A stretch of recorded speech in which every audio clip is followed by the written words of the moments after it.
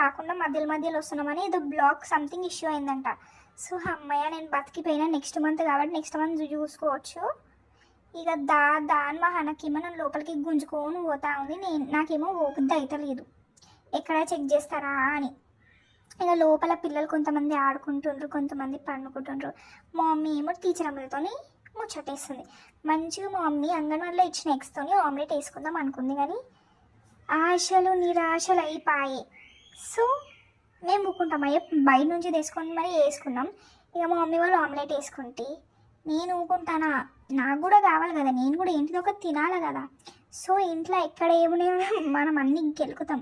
So నాకు ఒక biscuit packet దొరికిందనమాట. మంచిగా అడిగిన మా హనక్కని, హనక్కన్నకి ఇప్పి హనక్క అని. ఇప్పియాలి, గుంజుకొని మనకు పనులు లేవా, మనం ఇప్పుకోలేమా అని. So that's it guys, bye bye.